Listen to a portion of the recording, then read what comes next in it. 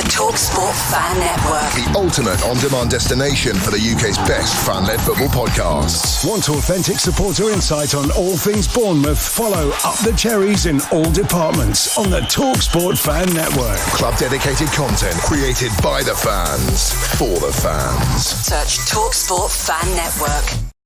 We are back to winning ways, of course, after our 1-0 win against Fulham on Monday night, which could have been a little bit more. Evan Nielsen, of course, hit the underside of the crossbar. Fantastic shot. We are finally back to winning ways after so long, albeit still in a fantastic position. Is Europe back on? Well, we shall find out. Now, our special guest today might also be celebrating Europe, but through a different route. Now, before we welcome him on, here's a little bit about our sponsors, Dental on the Banks.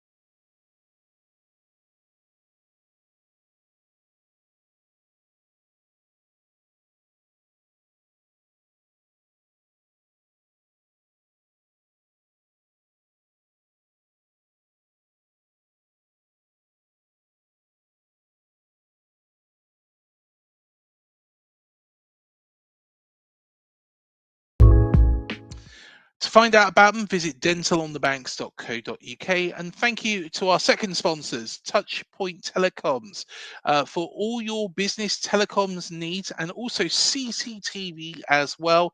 Do get in contact with Mark and the team, all the way from Poole to Frome, from Towcester to Reading, from Swindon to Bath. That's not very far, to be honest. I'm thinking of places now. From Truro to Carlisle. There we go. That covers it. Truro to Carlisle. Do get in contact with Mark and the team at touchpointtelecoms.co.uk. Now, of course, our special guest today supports Crystal Palace. Now, Crystal Palace started the season quite slowly. However, wasn't in bad form at all. They do have a previous start in Jefferson Lerma, of course, as well as Nathaniel Klein, as well, former Cherry, who was on loan here. Recently, though, in the league, it hasn't been great, but they do have an FA Cup semi-final to look forward to.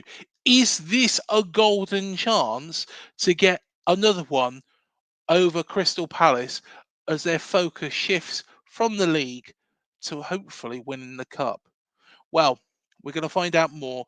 And from our good friends at Eagle-Eyed Football, it is a pleasure to welcome back onto Up the Cherries in all departments, Rich. Welcome back to the show, Rich. How you doing, mate? I'm doing good in myself. A bit obviously frustrated with recent results, but yeah, no, I'm good. Yeah, fair enough. Enough. And yeah, all good. Just got back from Singapore and Abu Dhabi, so cannot grumble one bit. But like you say, let's get it out the way firstly. That game yesterday against Newcastle United, Jason Tindall, he did a bit of a job on you, didn't he? I mean, we did a job in ourselves. We were so naive, to be honest. Very, very naive. But also, you look in football, this game, I think this word momentum really gets overlooked at times. Yeah. And incidents swing how games go. If Ebb scores that penalty, I don't even know why he's taking it, by the way. It should have been Mateta. But if he scores that penalty, you never know. You just never know. And funny enough, you missed the penalty, and a minute and a half later, we're 2-0 down. Game done. But I'm taking nothing away from Newcastle. They were brilliant. I'm just annoyed at how we played. Naive, defended poorly, and missed the penalty. So, yeah. Well, of course, Newcastle are in great form at the moment. So, to be honest, there's no shame in getting beat by Newcastle, but of course, it was, kind of the scoreline as well. The week before that as well, of course, Manchester City, a 5-2 defeat. So 10 goals conceded in 2 games. But I want to look at earlier on in the season, Rich, because you went through the start of the season wasn't particularly very good for Crystal Palace. You were in the relegation zone after I think it was about 7-8 games. But you really came to life, and your form, really since the start of December, you know, take out of the equation these last 2 games, has been pretty decent. Yeah, it was a very tough start. I mean, there was multiple factors to that. Yeah. I say factors because I don't want to make them come up as excuses, because I'm sure multiple clubs face this. But we had 7 different players involved in international football and make it through to the finals.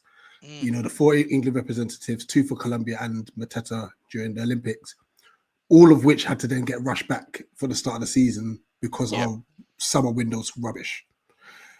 Then within that summer window, we lose Ayew, we lose Anderson, we lose Elise. So it kind of like Glasner had to kind of just start all over again. So all the good work from the end of last season kind of got undone, unfortunately. Beating Tottenham was just, oh my gosh, we've won a game sort of thing. And it kind of spurred us on, because then we just started getting draws against Villa and teams that were not supposed to be getting points. If you look at like squad wise and statistically, we're starting to get points against. It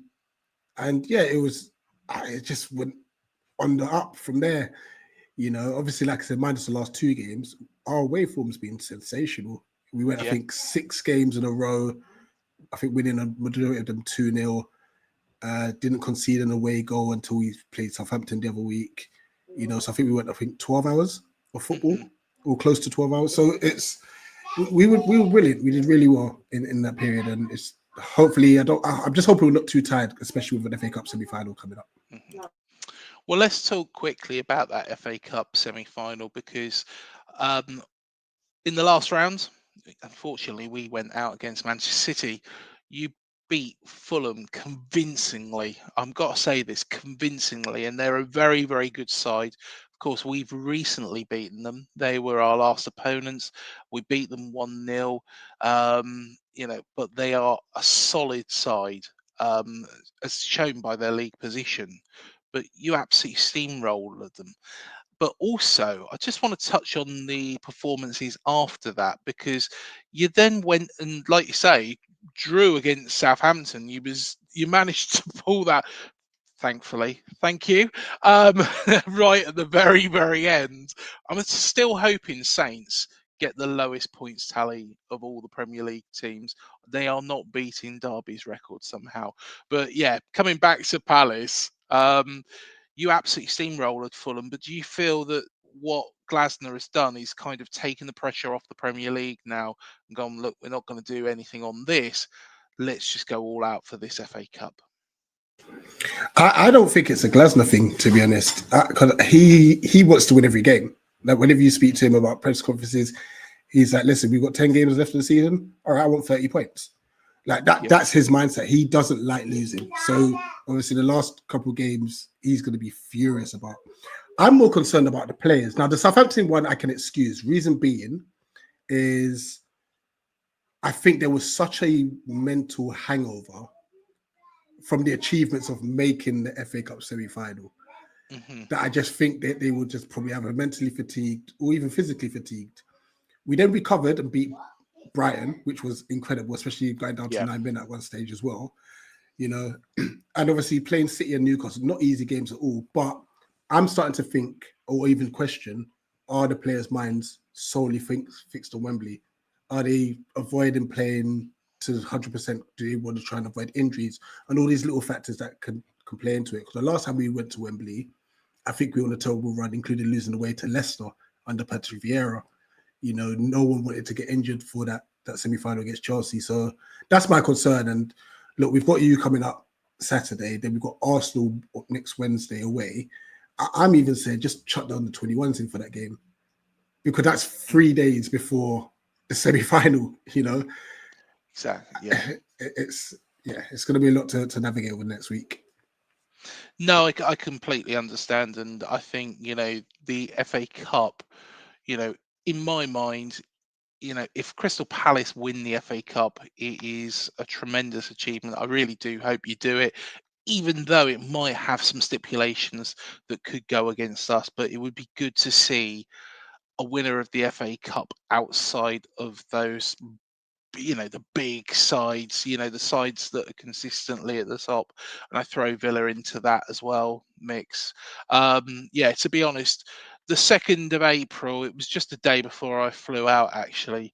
And yeah, you did give me a bit of a scare. I remember, because unfortunately I didn't go to our game against Ipswich because needs to be by Heathrow, but I sat there in a pub and I was just like, no, Crystal Palace cannot get beat by Southampton. And of course, we were getting beat by Ipswich as well. So I was just like, this is bad. This is bad news. But let's talk about the players, of course, that you've got and the players that you have lost. Michael Olise, you know, he is an absolute quality player. What he's done at Bayern this season is tremendous. Are you surprised with what he's doing? And you know, how big a loss is he to this Crystal Palace side? What could he have bought more? You know, where do you think you would have been if he was still in the squad? Am I surprised? No. And can I be honest? It kind of annoys me when you hear like commentators or people from like social media and stuff say, "Oh, he's showing how quality he is now." No, he was doing that for us, but because it's Palace, you can't see. Like we've said this from when he started, like early days under Vieira. This guy's going to make it to the top.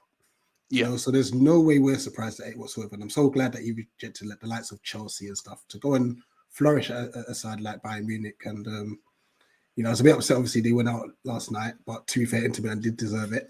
But at least he played well. He played well in both legs, and Harry Kane just missed a ton of chances. What can you do? But no, really happy for him. I mean, we definitely miss him. We do miss him. But I must give credit to Ismaila Sarr, who has had to come in that position. Yeah. And, you know, especially with the expectation of an Olise, you know, us fans were like, oh, we need someone who's similar, someone who's going to hit the ground running like it. And he started off slow, but then he's just picked up everything. He's been brilliant. He's been brilliant for us. So, yeah, long may that continue. Yeah, definitely. And let's talk about a man that we know very, very well. A man that I was devastated to see go to Crystal Palace, but mainly because he was at AFC Bournemouth. He was a legend. You know, he went down with us and then helped us back into the Premier League. You know who this is, Jefferson Lerma. I was quite surprised to see how many games he's actually played this season. I knew that he played quite a bit, but I didn't realise he'd played so much. How good has he been? He's had a mixed season, and that's through no fault of his own. The reason why he's played a lot of games is Adam Morton went for a period where he was injured for about, I think, 4 to 6 weeks. Will Hughes has had loads of games where he's been ill, you know, so he has had to step in. And then obviously recently with our defensive like frailties, like Chris Richards was out injured for a bit. He got suspended, so he's had to fill in as one of the defenders, you know. So, but like I said, it's mixed season. I think he's got so much energy. He's athletic and stuff. That's good. His passing lets him down at times, and sometimes that's where he gets caught out, and we end up losing possession in deeper areas and stuff. So he has frustrated fans at times, but nah, like he's a great. So I can see why you loved him. And as you said, as a community man, he's always outside the ground after the game, staying to chat to fans and chat to I know lots of family members are down and stuff. Like he's a top guy. He is, yes, yeah. Particularly loved in Watford, but obviously you probably know about the shirt, that he used. Local man, he's happy. Yeah, he's such a nice guy. So yeah, really pleased that he's doing well. But let's talk also about the forward line as well. And a player that we were linked with, Eddie Nketiah, at the start of the season. Was I a bit upset that we didn't get him? I think he would have been a great option for us. But of course, you got Mateta as well. Who would get the nod out of those two? And can they both play together? In the system, when he first started, Glasner tried to play him as a wide 10, not wide 10, an inside 10. Yeah, it doesn't work. He's a natural out and out striker. The problem is you can't displace Mateta. You just can't. Yeah. What Mateta offers is it fits the system. It fits the way we play. But funny enough, when he has come off the bench, he's actually been all right for us at times. There's been times where he's struggled. I think he's starting to understand Glasner's system a bit more. Obviously, it must be devastating for him to be the £30 million striker coming from Arsenal, sitting on Crystal Palace's bench, and obviously he's trying to work his way in, but he's found it tough. He has found it tough. The game against Brighton, minus the fact that he kicked Van Hecker in the chest, he had a terrible 9 minutes. Managed to get himself sent off in 9 minutes after coming off the bench. So he is finding it difficult, but he has had some very good moments coming off the bench. So we'll see how it goes. Hopefully he can settle in a bit more. And one man, of course, and I know that defence has been a little bit of a frailty recently, but Mark Gay is, a fantastic player. A lot of people did say that, he was going to go to, a top club, but Glasner has kept him at Crystal Palace. And he seems to be happy at Crystal Palace, and this is what I really like about the guy as well, is there seems to be that dedication and loyalty. Can you keep hold of him much longer? And I can see you already shaking your head, Rich. Go on, tell me. Unless he signs a new contract, he's leaving in the summer because he's going to go into the last year of his contract. I think as a club, we were actually ready for him to go to Newcastle last summer. Only issue is Newcastle were messing about with the valuation. So we were just like, all right, we'll keep. The only time Newcastle offered what we wanted was 3 days before the window was going to close, which is not enough time to get cover. So we had to reject it, But yeah, I expect him to be gone, unfortunately, in the summer. And of course, believe it or not, Lerma isn't the only cherry that is at Crystal Palace. Of course, Nathaniel Klein as well, who is on loan at AFC Bournemouth, is in your ranks as well. And again, a bit surprised how many games he's played, but what have you made of him? I think with Klein, he just knows that he's a squad player. He only comes on if needed. Shore up a game, give Daniel Muniz a rest if need be. That's about it, really, and stuff. But we love him. He's one of our own, pretty much. Obviously came through the ranks. So I know for him, he would love to obviously have more games, but it's just the nature of the beast at the moment. He is 34, I believe. So he's not young. He's not young, but yeah. We was talking on your show about Iriola potentially going to Spurs and teams wanting Iriola, but you did also mention Glasner is wanted by Spurs. That's one of the rumours, of course, that is out there. How confident are you that you can keep Glasner, especially if he wins you the FA Cup? No, I'm confident we can keep Glasner. I'm more nervous, not even about Spurs. I'm more nervous about an RB Leipzig who have shown interest, because that would be him going back to Germany, which obviously I know his family is obviously Austrian based and stuff. So that would mean him returning to the Bundesliga. That's my worry, So I'm just kind of hoping RB Leipzig kind of look elsewhere, please. you know. But for Spurs, I'm not concerned at all, especially the way that they operate as a club. I don't think he's going to like it there. Well, yeah, likewise. To be honest, Ange Postecoglou has got less chance of being at Spurs than I have being Spurs manager at the start of next season. But in all honesty, you know, my main concern, like you have with Glasner going to Germany, mine is Iriola going to Spain and going back to Madrid, but just a bigger one. So not Vallecano going to Rail. So let's Yeah. be honest. No, you know, we can't stop him going there. But I tell you what, Rich, you know, it is an end of season game. You know, it probably has got more focus on it for us. But like you say, Glasner doesn't want to lose. How is it going to go? I expect us to play on the break. To be honest, I think you'll have more of the ball. We have to obviously be mindful of your obvious threats in Semenyo, Clivert. I don't know if Utara will be playing. Evanilson just runs around like a madman, you know. So those are the obvious threats. Our obvious joy will be trying to get down Adam Smith's side. But to be fair to him, when we played against you at your stadium, the Vitality, he played well. That's the area we thought let's go down, and he's not as because obviously Kirkes is quality. Yes, He's gonna, and obviously you got two really good centre backs. So yeah, I don't expect us to have much of the ball. I think hopefully if we can catch you on the break with the pace of Sarr, JP, and obviously Munoz, who just bombs up and down. Hopefully that will be a defining factor. I wonder how much fatigue plays a part as well, because we've played there's been so many times we have to play 3 games in a week. And not only that, like I said, how much of our players' heads are on Wembley next weekend? Well, so that that is the focus, really, I think, for Crystal Palace. And, you know, that's why I think, you know, that we stand such a good chance.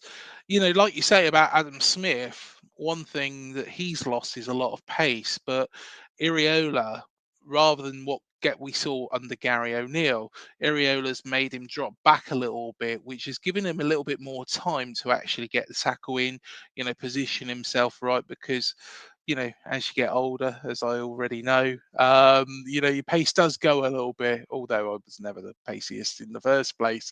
But yeah, I'm a little bit worried though, because you were a bogey side of ours.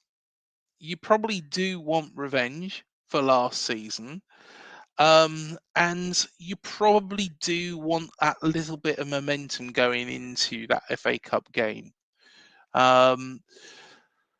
However, based on nothing at all, based on absolutely nothing at all, apart from my heart, I'm going to go for a Bournemouth win, and I'm going to go for a 2-0 win. But like I say, it's Semenyo, Evan Nilsson goal scorers, but it's possibly more out of hope than actually what's up there. Rich, what are you going for, mate? Yeah, I'm going for hope as well. First things first, I just hope we don't concede 5 again, because that's been our last. We conceded 10 in the last 2. If you want to do that again, you're more than welcome to. No, thank you. Please, I'm just hoping that we, what do you call it? I'm hoping for a 2-1 win. Optimistic. It's just hope. Nah, fair enough, mate. Fair enough. Well, Rich, it's a pleasure as always to have you on here. Do give a shout out of where everybody can find Eagle Eyed Football. You can find us on YouTube. Type in Eagle Eyed Football on all socials. You'll find us. YouTube predominantly and X. Perfect. And the link, guys, is down below. So do get subscribing, and we do have we've got a good relationship between the channels, and of course you are thinking up more challenges for when this channel gets to 2000. So if you are watching this channel and haven't yet subscribed, Rich would rather than me Please do. wanting you to subscribe, Please Rich subscribe. wants you to subscribe because at the Yeah, end of so the day, it means that I do something really stupid, like wax my chest or drink. What was that drink again, Rich? Ray and nephew. Ray and nephew, but not just any old Ray and nephew, not Weatherspoon's Ray and nephew, not the one that you can get down the Moon and Square. The potent stuff. That's what was it? The proper one. The proper. the proper one that is going to give me a bad stomach for the next 2 weeks afterwards. But Rich, like I say, absolute pleasure to have you on. All the very, very best for the FA Cup. Hopefully, fingers crossed, you can win it.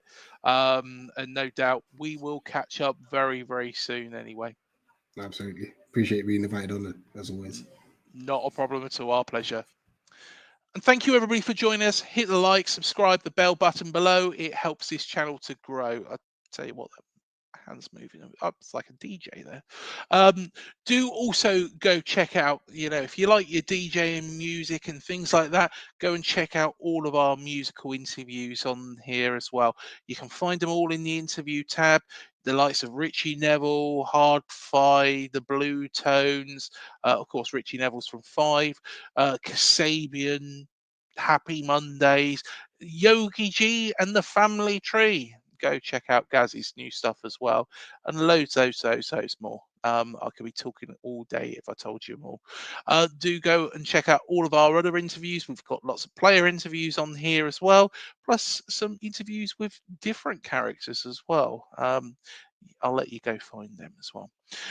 Until the next one, up the Cherries, and thank you for joining us. And of course, up the Eagles for the FA Cup. Fingers crossed for you guys that you are coming out victorious at Wembley in May.